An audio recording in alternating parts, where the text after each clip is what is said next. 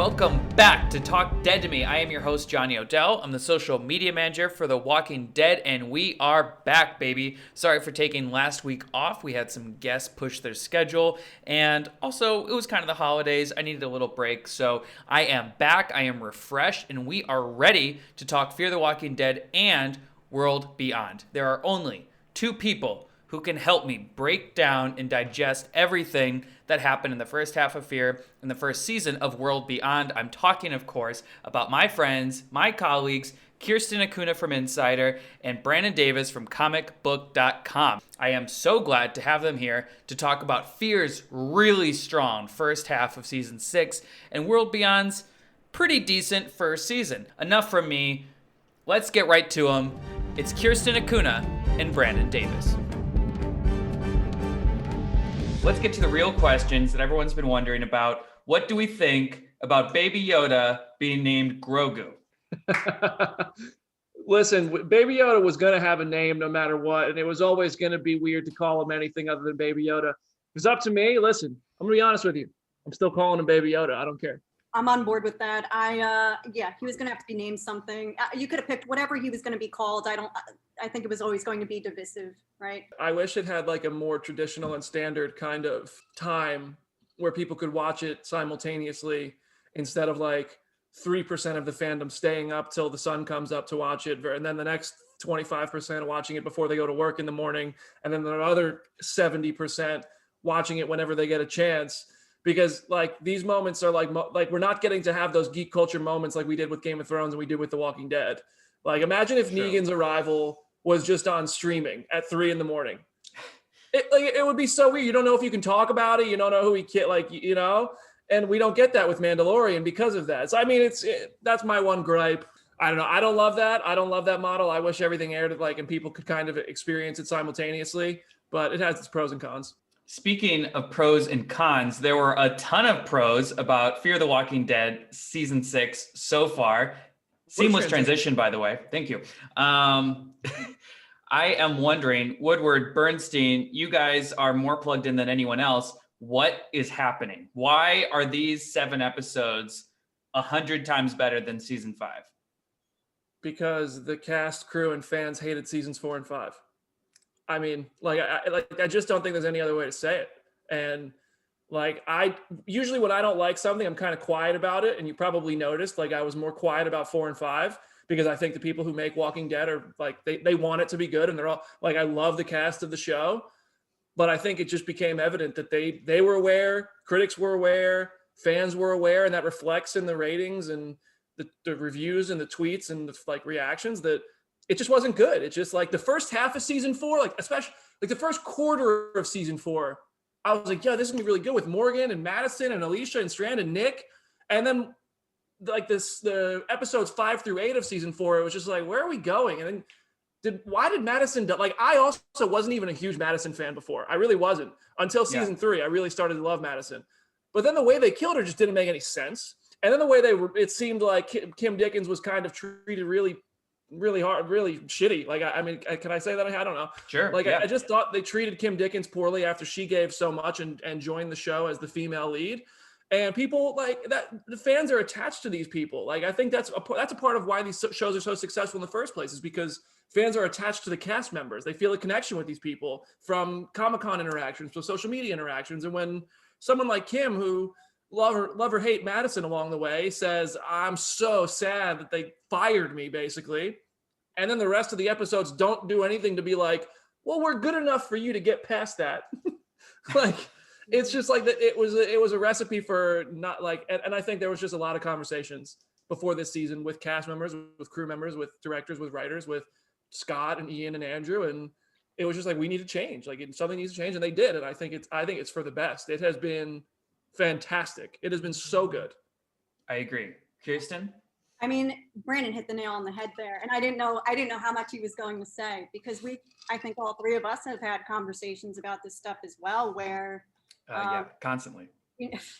Well, look, the PR answer that we were constantly getting from, if we would talk to cast or whoever on the record was basically just, oh, well, it's the anthology setup and stuff. And I'm like, yeah, but the writing's good and the characters are doing things that they should be doing, because season 5, like Alicia was painting trees and Strand was not acting like Strand, and what were we doing? And I gave it a little bit to Andrew and Ian at the end of season 5. I was like, how would you guys grade this season of the show? And and they danced around that. And then when I talked to them for this finale, I was like, I know I gave you guys a bit of a hard time. Like, I don't know if we were even excited to have, because we were expecting, to go into a new season of The Walking Dead originally if the pandemic didn't happen. And then when we found out that we were going to be watching Fear and World Beyond back to back, I don't know if any of us were like 100% excited, because we were coming off of season 5 of Fear, and I was like, well, I know what that was very painful to get through at times, and stuck with it. And then it really surprised me week after week in terms of how good the quality was in each episode. I know, like, Brandon and I would message each other and we were like, this is a completely different show. And I think that we were just waiting every single week to get a bad episode, and it just didn't happen. Yeah, I have something to add to that. So in my interview with Scott Gimple that I did this week for the World Beyond Fear, like the 2020 Walking Dead wrap up, basically, I said to Scott, I was like, listen, Scott, like, Fear has been exceptionally good. And I'm going to be honest with you. Every time I get the email with the episode, I look at it and I say, is this the one? Is this the one that, and I didn't finish saying, and Scott called me out. He said, finish that sentence, Brandon. Is this the one what? And I said, Scott, I got to say, is this the one that sucks? Is this the bad episode? And then he laughed, and I was like, but to be fair, that's not just because of like the history. Like, you and I are both big Lost fans, and Lost has some absolute duds. It's very difficult for a show to hit a home run this many consecutive weeks. And Fear has done it. I mean, 7 weeks in a row. And it doesn't, like, I know a little bit about the next few episodes, and it doesn't sound like it's going to slow down. Like, it sounds like it's going to be so good going forward as well. It's funny because I actually feel, and I don't know if you guys feel this way too, but I actually feel like the finale is maybe the least strong episode of the 7. And that's just because the other ones are so good. Like, it's, and this one feels almost a little more like a standalone for most of the episode, because we're getting that like Hannibal-esque, like horror story going on. This episode was total filler. Episode 7, the mid-season finale. I'm guessing they'll go to 16 and then probably just combine the last 2 episodes. Okay. This one was complete filler. I think someone had just sketched out zombies with antlers, and they're like, can we make this happen in any way? Can we do like a Frankenstein thing? And they're like, whatever, sure. Like, nothing really happened. Everyone's fine. I would argue that this episode of Fear, this 607, is as a whole very reflective of World Beyond, of the whole season 1, in that the last 5 minutes of this episode of Fear was great. But up to that point, it was like, oh, maybe we're getting some connections. No, don't care. Oh, maybe this is happening. Well, whatever. Filler. And then the last 5 minutes, like the last 10%, was like, oh, this is actually kind of interesting now. Like, I love like the standoff with Morgan, Brick, who's that? Never heard of her. Morgan, Alicia, and Strand. I thought that was awesome. I thought that was so cool at the end of the episode. And I mean, we're going to talk about World Beyond too, but I thought the last episode of World Beyond was pretty good too. So it's like, but everything before that. The moment with Strand, Coleman Domingo, where he was just standing frozen when Alicia just turned away and he still stayed like that. I thought that was one of the best moments, definitely of that episode, but maybe of the season as well. And there are a few standout moments in the season, but I didn't expect to be so excited every single week going into a new episode of Fear. Like, that was a good feeling. Like, to be completely honest, and this is so blunt, and I don't usually talk like this, but don't you? I don't usually talk like this on a podcast. Oh, okay. So for the most of season 5, it was like I'd get that link to watch it, and it was like, this is work. Like, this, I'm watching this because I have to now. And like, I genuinely, like, I love the people who make it, and I know they want it to be good so badly. And like, the fact that season 5 wasn't good was so frustrating for so many reasons. But they have, like, not a lot of shows get a chance to come back from that.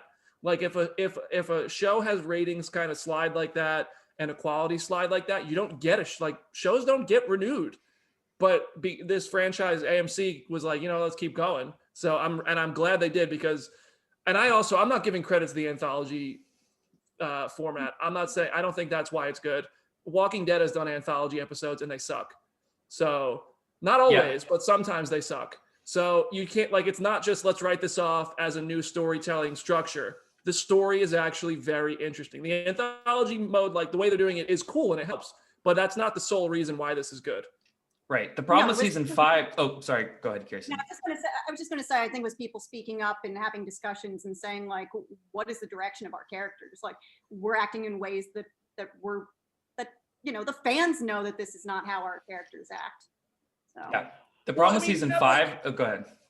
You have Strand, who was one of the most interesting characters on any of the shows in those first few seasons. He was always playing both sides of it, and he was mysterious and unpredictable, and that made him fun to watch. But you kind of were like, oh, he's with our team, but is he? And then you'd have Alicia, who grew from this dumb teenager who would be on the boat calling people who ended up being terrible threats to handling business and being a badass, and you reduced her to painting fucking trees. Right. And Daniel Salazar, that episode, the bottle episode of Daniel Salazar in season 3 was such an amazing episode. It was so good. And this whole Daniel can't die thing, and this is it a spiritual thing? Is it just a coincidence? Is his rivalry with Strand gonna be anything? And then all of a sudden he has skid mark and he's just a forgive Strand. It's what happened to Daniel? What'd y'all do to him? And now we're back. Daniel has a plan. All these characters are back to the versions of themselves overnight. And Morgan Jones, Lenny James is one of the best actors on any of these shows. Lenny James, tremendously talented. Morgan Jones was terribly boring in season 5. They made everybody into clones of Morgan, and now Morgan is probably the most interesting Morgan has ever been. And they acknowledged it in the writing. I feel like I've been 16 different versions of myself. Wow, that's a great impression. I've never heard a Morgan impression. I was just yeah, you have been 16 different versions of yourself, and this one is the best one. They had a few digs, actually, they had a few digs at just writing, I think on The Walking Dead just as well, where I think that there was a dig in, I want to say it was 605, when Morgan had said something about feeling like he was in a war for a while. He was definitely calling out all out war. I just remember making a note about that. It went on forever. He's it did. Season 8 was way too long. That war should have been done in 8 episodes max. I did like the back half of season 8. I feel like it doesn't get enough credit. But the problem with season 5 of Fear was that everything was filler. They had a whole episode where Morgan and Grace, who thinks she probably has cancer from the radiation poisoning, which is great. I mean, Alicia literally takes a shower and literally cleanses herself of radiation. Not how that works. I watched Chernobyl. There's a whole episode where they go to a mall and she's going to go get a CAT scan, which apparently they know how to operate. And the whole episode, they're dodging walkers and they almost die 8 times. And they have to save a guy on the roof. And at the very end of the episode, Grace is like, you know what? I don't actually want to get the CAT scan. I don't want to be scared to live. And I'm just then what the fuck was the point of this episode? And there wasn't one. And that was kind of a metaphor for the whole season. I'm just what is the point? That's how I was watching a lot of that season.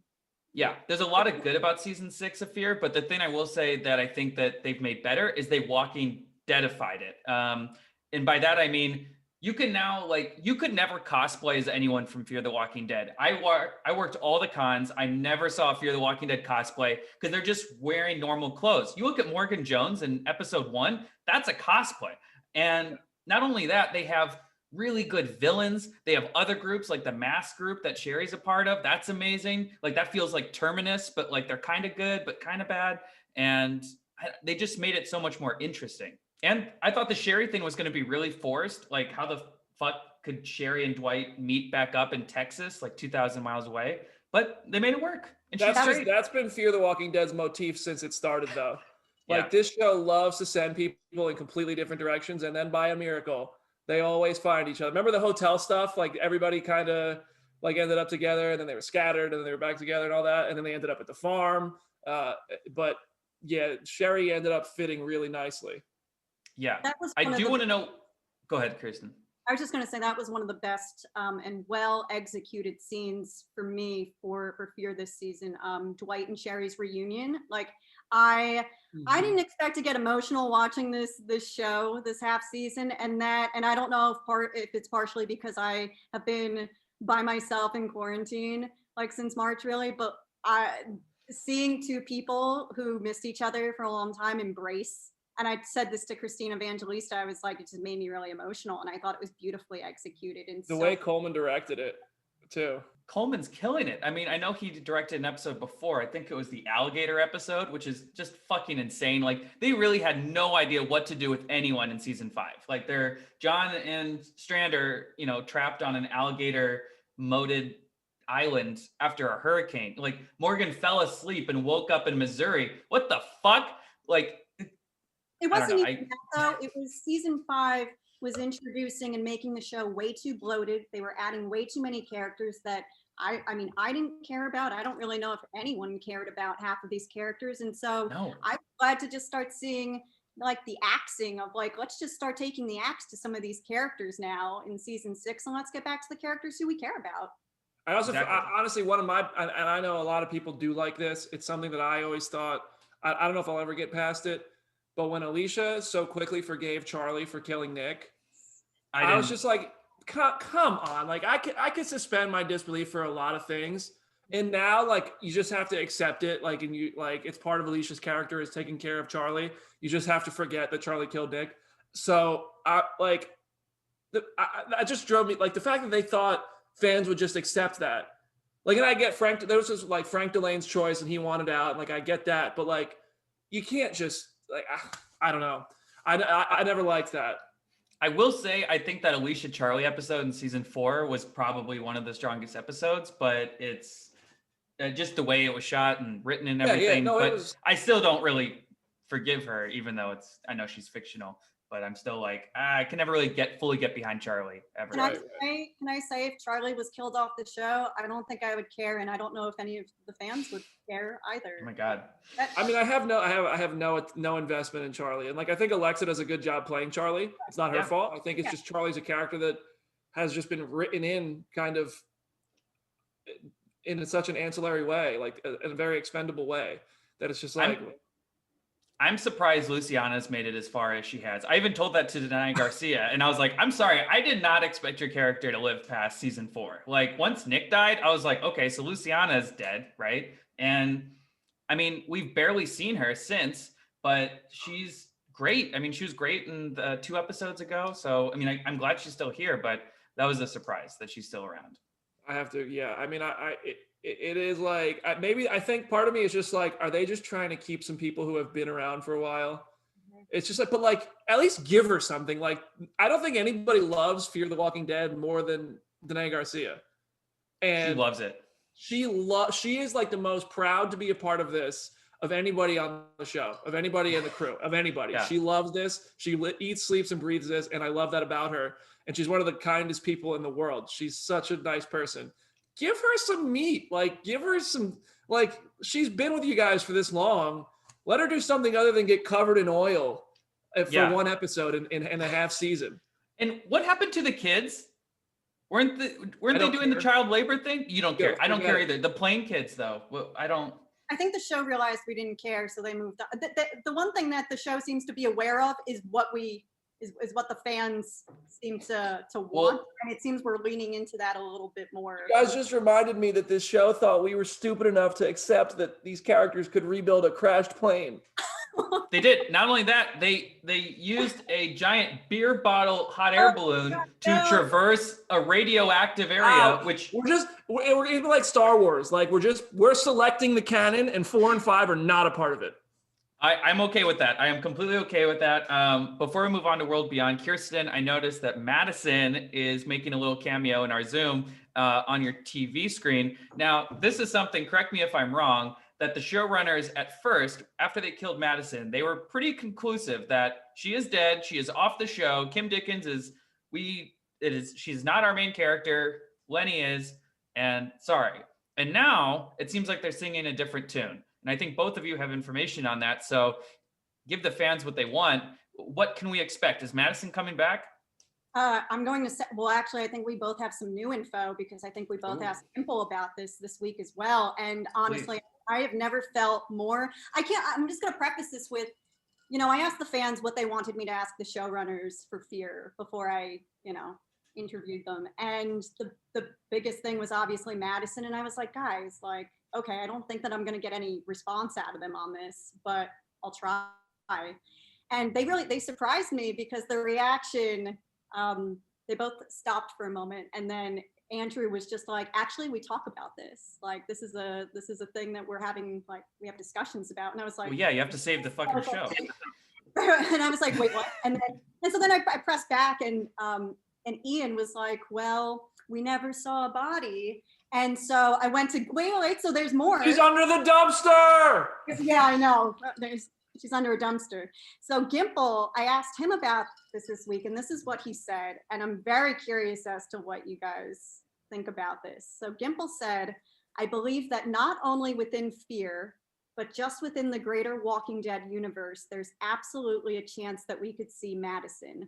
There's a lot of narrative possibilities that we're exploring. And then certainly, we got to work it out with everybody involved. And Kim Dickens is a very, very busy person, but I think it's entirely possible. So at this point, wow, I feel like there is a real possibility we see Madison again, either on Fear or Tales of the Walking Dead, because Gimple did, if you guys were in the New York Comic Con chat, someone asked Gimple about this and he hinted about Tales.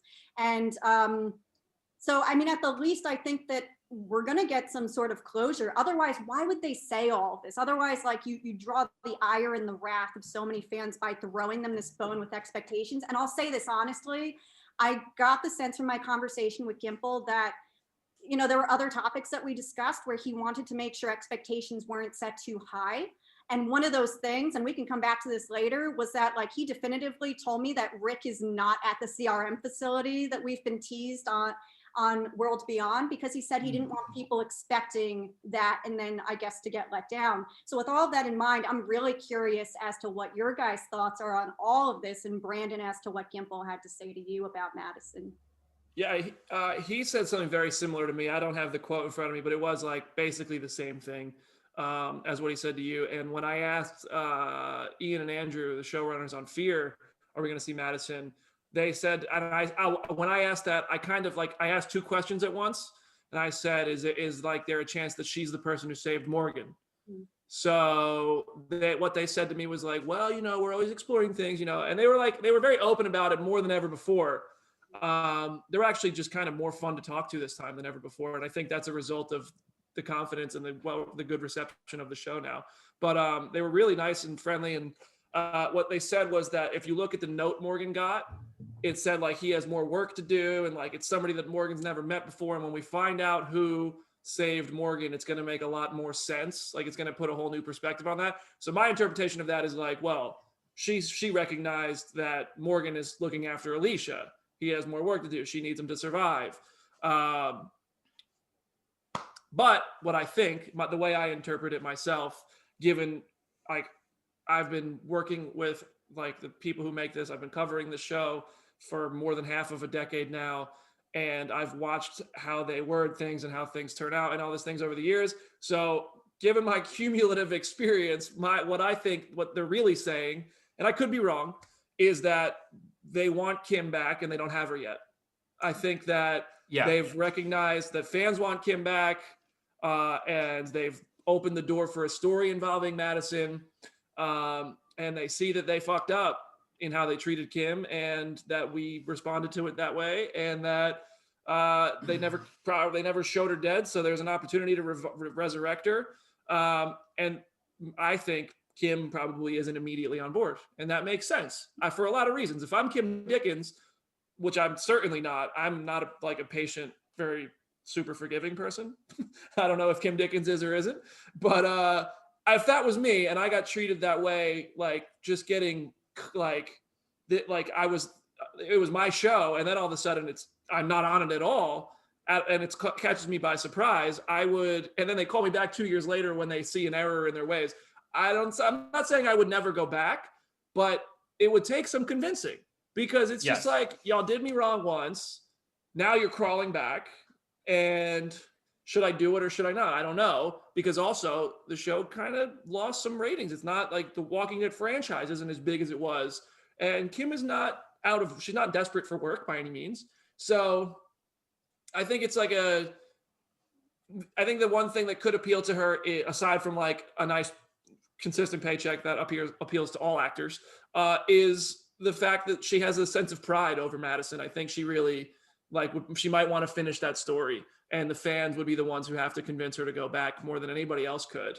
But I genuinely think they probably want her back, and they just haven't made it happen yet. And you know what? They could just be being coy. Maybe they already filmed something with her, and we don't know. And there's just like Kirsten said, maybe they're just setting a proper expectation where they want to preserve some spoilers and some surprises, which would be cool too. But that's what I think.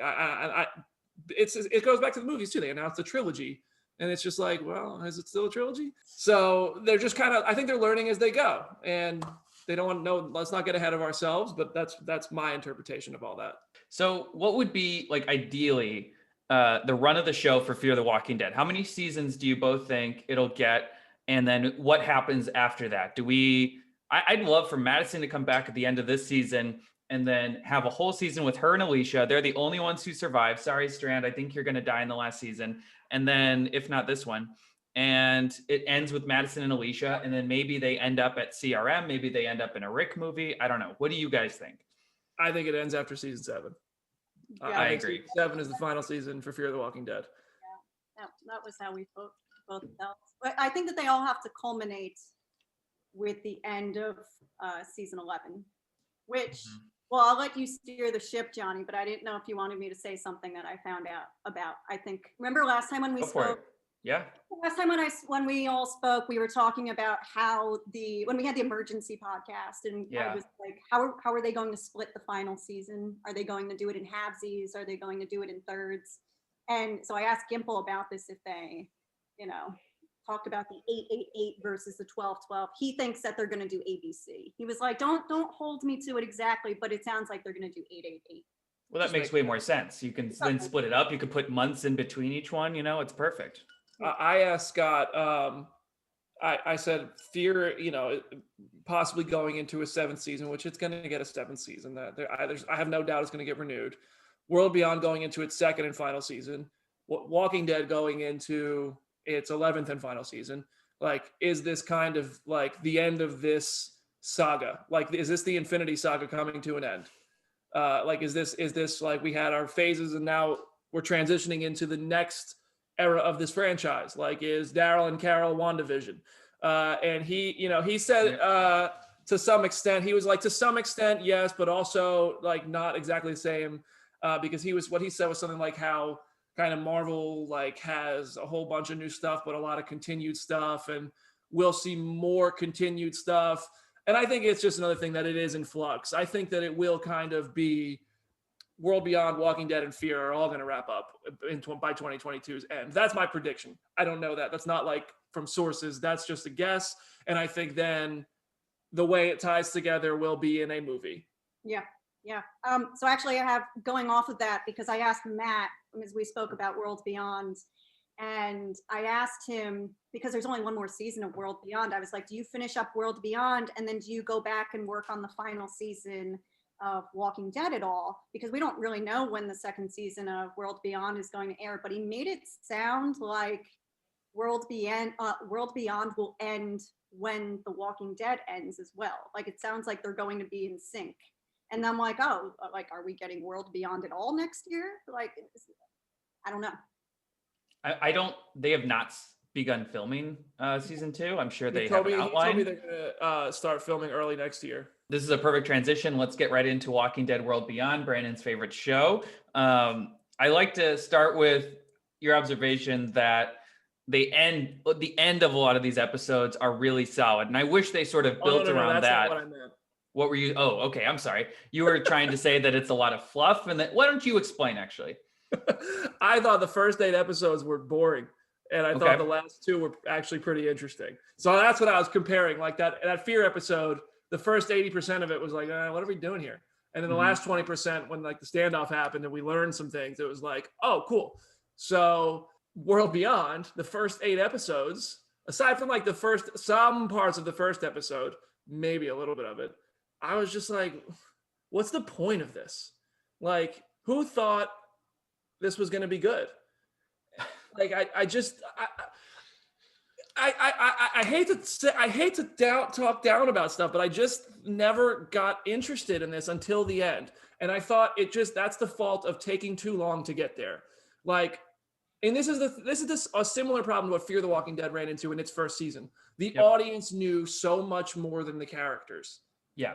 We're like 10 steps ahead of everyone. We know exactly how this is going to go. Yes. And that's frustrating when it lasts for 7 episodes of them being afraid to kill a zombie.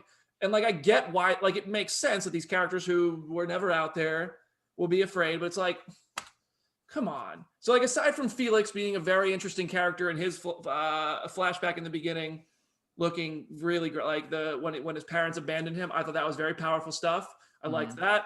But then I think, was it episode 7 was the Huck episode directed by Michael Cudlitz? Yeah, that was great. That was the first episode I actually enjoyed start to finish.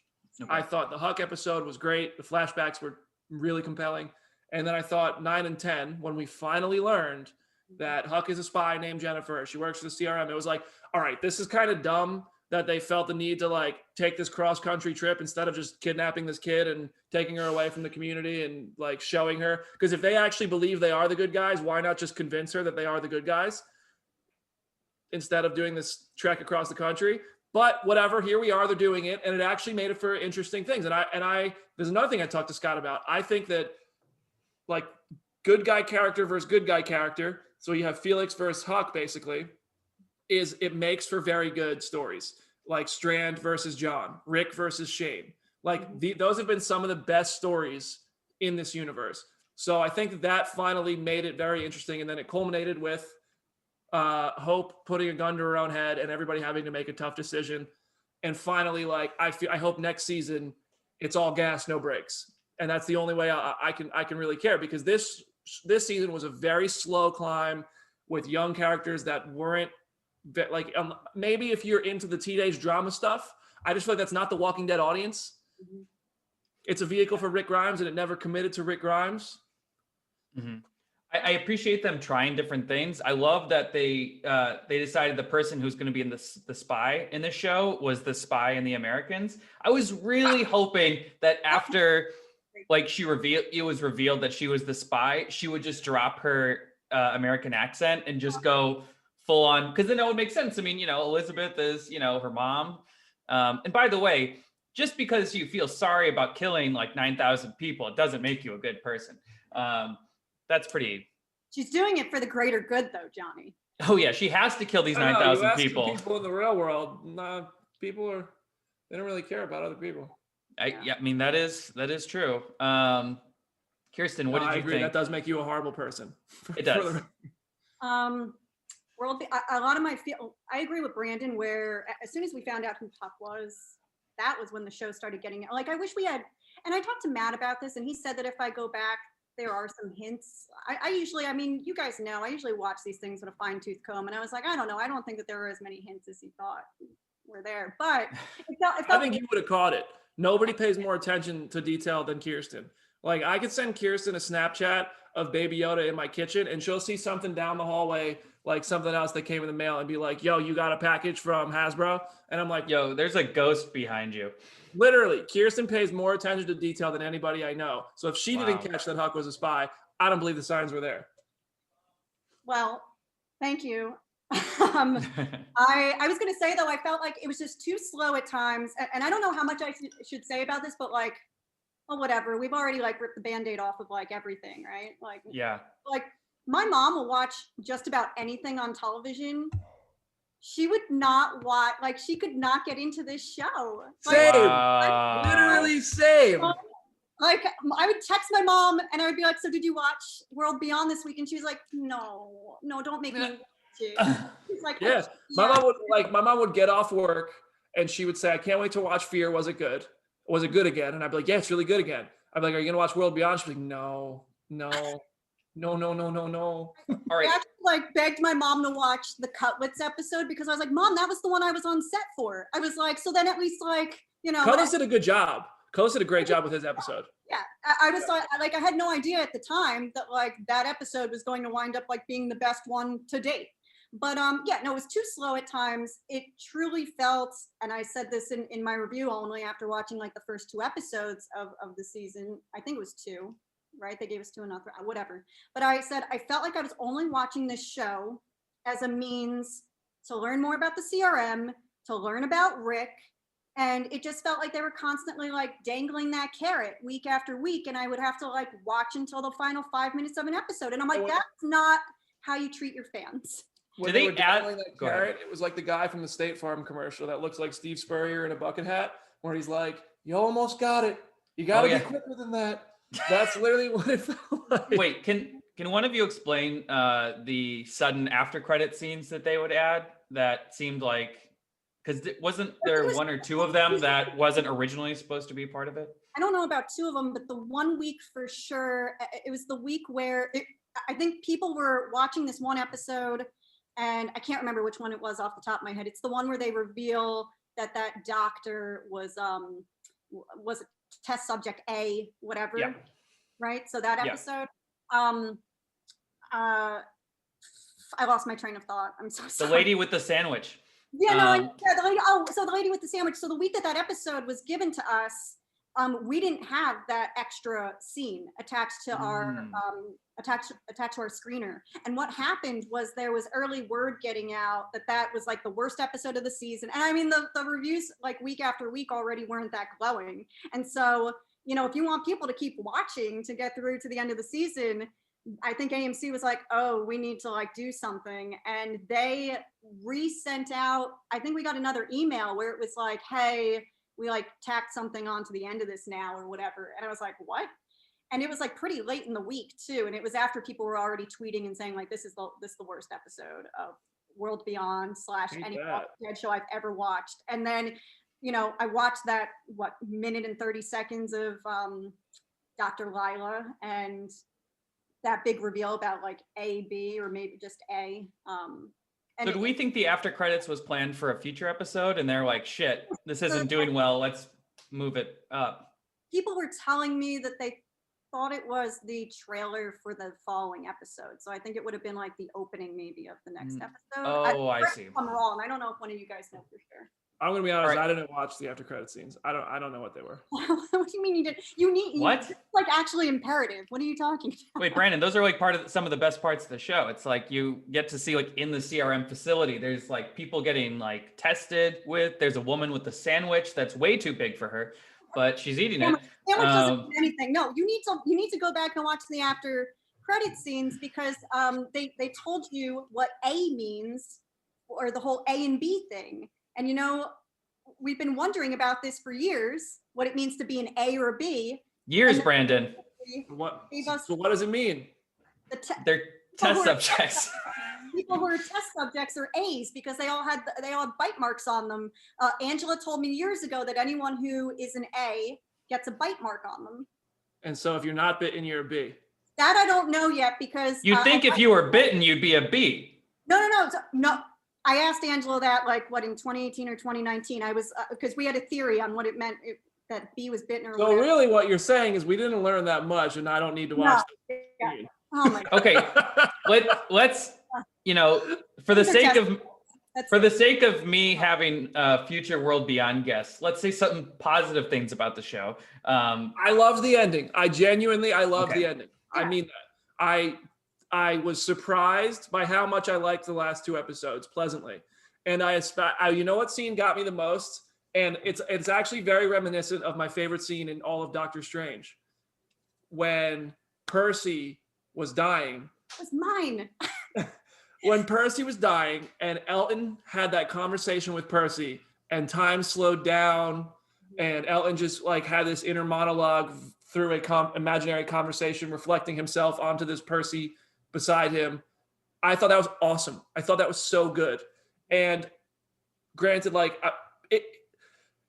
I didn't like the majority of the first 8 episodes. 7 of them I didn't really like, besides the Huck episode directed by Cudlitz. Like I just was like, this is boring. But having all the knowledge from those episodes and knowing the characters from all those episodes, it made the last 2 hours of this rewarding. I'll say that. And that gives me hope that season 2 can be pretty damn good. There's a chance season 2 can be good. Now, would I bet on that? No, I'm not convinced to bet on it. But I say it could be pretty good. I love that scene. I loved the firefight with Huck and Felix. That was badass. Reminded me of Negan and Rick with Lucille on fire. And before I name all the great stuff, I'll let Kirsten name a few. Taken off. Did you take off? Sorry. No, I have one in mind. Are you done? Do you have any? No, I don't want to take. If I have one more, it's probably that one. Okay. Well, I was going to say one of the things that I love Nico's character on the show, Felix. I thought that the representation of his and Will's relationship, I absolutely love that. And I was really afraid that they were actually going to kill Felix off, because I actually thought that he was bit or something at first, and that it wasn't going to. I didn't. Me too. I was like, oh God, the best character. No. I know. I was like, no, what are we doing? So I really like that. And the high point for me was really, Elton hallucinating Percy. Like that was the most clever thing that this show has probably done, because we've never seen anything like that. Well, in this world, really, right? You know what it is. I mean, Well, we've seen hallucinations like at the end of season 7. We have Sasha. Right. No, but I meant like, I don't know. This was different. This was different. It was different. Yeah, no, you're right. It was comical. It was humorous. Like it had more of a like Swiss Army man feeling about But it. I did feel like that was the perfect end for Percy. I'm not going to lie. I was a little disappointed that Percy survived through the season. And in fact, everyone survived through the season. I am shocked that we didn't get any major character deaths this season at all. No one died. I am shocked. All right, I have a question for you guys. After playing David Dukes in Black Klansman, Topher Grace had to kind of wash all that, grit and disgusting, sort of character traits out of his head. So what he did was he edited the 3 Hobbit movies into one movie. It's not out anywhere. He just did it to cleanse himself. Let's pretend we could all edit the first season of World Beyond together under a little better circumstances. What would you guys do? What would you keep? What would you throw away? How many episodes would it be? Brandon, I'll start with you. Oh man. I mean, it would be no more than 6 episodes for me. I agree. 6. I would probably keep that first episode, most of the first episode. Mhm. I would get rid of that stupid shit where they built a boat. That episode was completely useless. That is filler for sure. I would get rid of honestly, I don't even remember most of it. I would text Kirsten while I'm watching the episodes, and I'd just be like, I'm a half hour in and nothing has happened. So Anything else happen this episode? Does anything happen this episode? yeah, and it would just be like, it just felt like the whole thing was just kind of a slog. Like it's just like, we're going here, we're doing this. So what I would keep, I'll do that instead of ripping on like that I didn't like things. There was things I liked. I would keep the Felix flashbacks. Nico is a tremendous actor. They did a great job bringing those scenes to life and delivering the emotion that Felix had to have. It was really good, especially when Felix went back to the house that the parents were like trapped inside of as walkers, and then was just like, you know what, fuck, I'm not even gonna kill them. They don't even deserve to be put down. I would keep all that. I would keep all of the flashbacks. Actually, all of the character flashbacks I thought were pretty good. I would probably get rid of a lot of the Iris stuff. Yes. I thought that Iris ended up like, they tried to do the bait and switch thing. Like I see how on paper they try to do the bait and switch where we all thought Iris was going to be the asset because she was propped up as the smart one and the valuable one. And then Hope, who was like the kind of burnout, ended up being the asset. No, they're both the asset, Brandon. They're both the asset. So yeah, I would keep most of the first episode. I would keep the last 2 just as they were.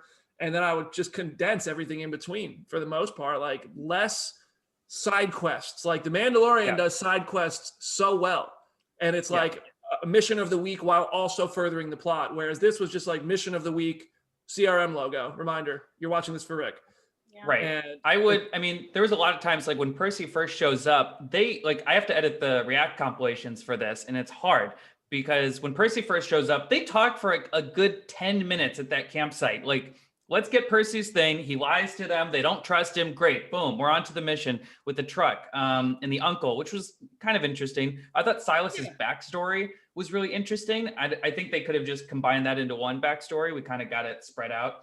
And then also the dangling carrot of Elton and Hope, the secret about the mom. I understand you don't want to reveal that first thing, but they really kept teasing that. They kept forcing them into scenes together where they're, you know, it was very forced, obviously.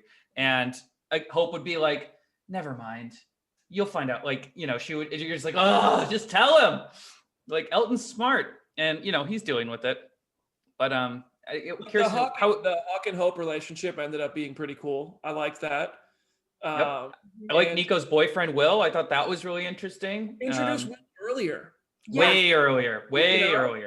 Stuff like that. But, you know, I really do think that by the end of this season, they have a good footing. Like, yes, it wasn't a great first season, but the second season really can be good. It's a question of, can this exist on its own without relying on my interest in Rick Grimes to give a shit?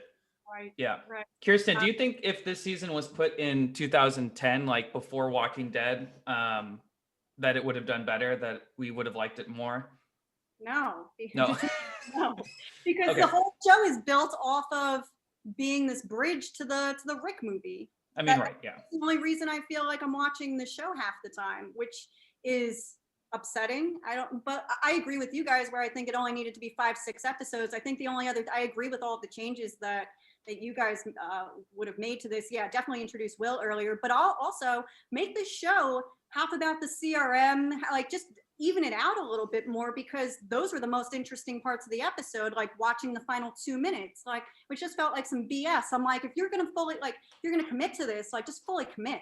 Just like, give us more of the CRM from the go ahead. Kirsten and I both kind of took the gloves off, and I feel bad about it because I do have a lot of respect for the people who make these shows. And I know that, like, they're working hard and they're very creative people. I just think World Beyond was kind of, for the most part, a swing and a miss with a good, like, it had a good destination, and on paper, some of these things probably were really good ideas. I think the execution of it. And you know what's funny? As Kirsten was saying, how you cut it down like that. When I talked to Matt, the show Matt, is it Negrete or Negretti? I don't know. I've always thought I it's don't flatter. Whenever I interview him, I just call him Matt because I don't want to pronounce it wrong. Yeah. Either way, one of the nicest guys I've ever talked to. And so I talked to Matt, and I said, Scott described this as 2 chapters. Season 1 is 1 chapter. Season 2 is 2 chapters, and they're going to be drastically different. How would you say they're so different? And he said, we were so worried about how much we had to fit in this. The fact that we only have 10 episodes left and so much story left to tell makes me nervous. And I was just like, when he said that, I was kind of like, well, like, why did it feel so slow? Right. So I don't know. I really think they had so much story to tell. They tried to do a very character centric thing, and it didn't go perfectly. And so now that they've got the character stuff all set up, they can go into season 2 with all these things revealed, and we can really get things rolling. Like, what's going to happen when Felix and Iris find out that the Commonwealth, their campus, was destroyed? That's interesting. What has Will been doing the whole time? Are they about to go to war with the CRM while Hope is now at the CRM? Like, how do you combat that? Will Jennifer kind of align herself with Felix and the group? Because I think Jennifer has, like, a good heart, and you saw her betray direct orders once already to protect people who she believed was innocent. So, like, there is really big potential for this to be very interesting going forward. And I believe, I'm not just saying that, like, because I feel like I've been being a dick. Like, I'm saying that because I believe it's true. One of my big questions, and I don't know if you guys have considered this as well, and I think I thought about this one week when Strand was put in charge of building an army for Ginny on Fear. I started to think, are these 3, and this is why, when you asked your Infinity Saga question, Brandon, I was starting to think, are we going to see these 3 shows come together at the end of, like, 2022, where we see the big group from the Commonwealth, the big army, maybe whatever Ginny army is that Strand is built up, maybe seeing I don't know, just all of our people from The Walking Dead, all of these people get together to gang up against the CRM rather, in this giant war for Rick. Like I'm trying to figure out where the thing, like, building off of what you just said, my favorite theory that I've ever come up with, like, and all I do is write theories, and some of them are just to try to get people to read stuff, but some of them are like I really like write and enjoy, and I believe I love them. My favorite theory that I ever had was that when the bridge exploded, you can hear over the radio three voices. One is like, Rick, he blew the bridge. And the other one is like, we got to get out of here. And it sounds like it could be Dwight, Morgan, and Alicia. Like it really sounds like that. I can pull up the clip and play it for you. Let me find it. Please. I've been able to hear this. So, hold on. And also, I was convinced like 100% that Maggie has been at the Commonwealth the whole time, but now she's wearing the same hat as Ginny's people. And I tried asking about that, and no one gave me an answer. But yeah, I mean, this was pre-season 6 fear, when I was like, well, of course, Maggie's probably at Commonwealth, Georgie's probably Pamela. I mean, it all makes sense. But now, maybe they're tied to. It may not even be Ginny's group. Maybe it's the end is the beginning, folks. But the thing is, like, there's so much time in between Fear and Walking Dead, where Walking Dead is right now, that there could be an evolution. How far back is Fear right now? Do we know? They made a lot. They caught up a lot in season 4. Yeah, but then we had Walking Dead move ahead again. Oh anyway. Yeah. Okay. So you remember Jadis looking up at the helicopter? Yeah. Okay. So this is the audio from that scene.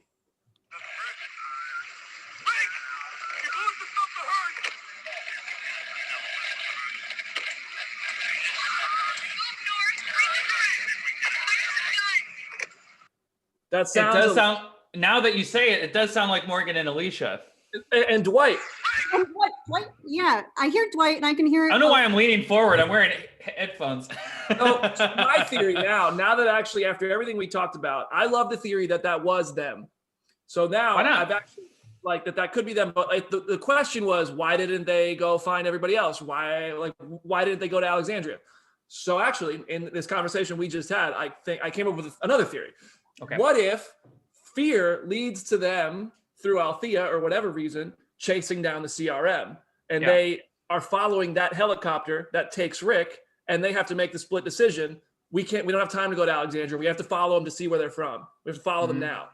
That could be very interesting, and it could really lead to like a big collision at the CRM.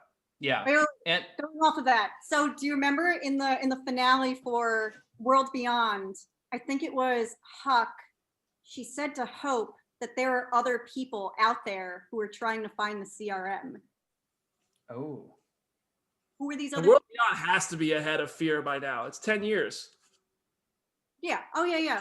World Beyond is, yeah. So Alicia Clark is not 28 years old. No. There's no way.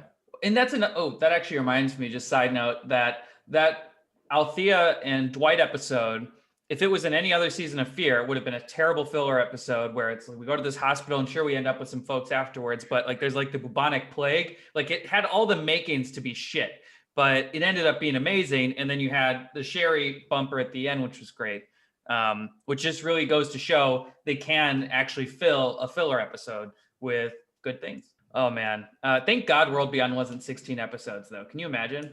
I think the 16 episode structure is insane. I mean, I think Walking Dead would be so much better if it was 10 or 12 episode seasons max. I would agree with that. I think Angela. I really like season 10, but I think Angela has done a really good job of making the episode feel more important than anybody before her did. And that's not even like a jab at Scott or Glenn or Frank. I think Frank did it the best because he only had 6 episodes in his first season. Happened in every episode. So yeah, but I think Angela really has like.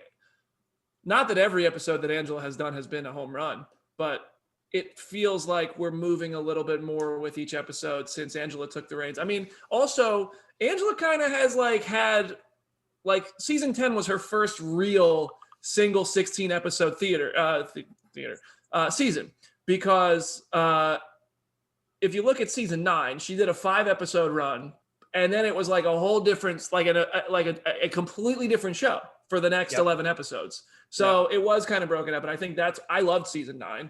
And then I I thought do season too. 10 towards the end, just like the comics though, it kind of tailed off towards the end of the Whisperer War where it just got into like epilogue territory. I did ask Gimple and Matt about Jadis because Oh yeah. people are asking me if, not that I really have an answer here for you, but this is why I also believe that we'll probably see Madison more at some point, because Gimple was just so open about talking about, everyone's been more open about talking about Madison. And when I asked if there was a chance that we could possibly see Jadis on season 2 of World Beyond, Matt just basically said, never say never. And Gimple like gave a non-answer really about it. So I don't think they know. When I was talking to Pollyanna a few months ago, I mean, pre-COVID, they had planned, they would have been filming the Rick movie now, or it probably would have, a lot of it would have been shot already. So she's kind of in a holding pattern. So they might decide to redistribute her, to World Beyond for a second. That'd be cool. We'll see. I mean, the end of World Beyond really, it does end on a great note, and I'm excited to see what happens now that they're out of the wild and they've done their training. It just felt like the whole season was kind of like a big tutorial. It was like syllabus day.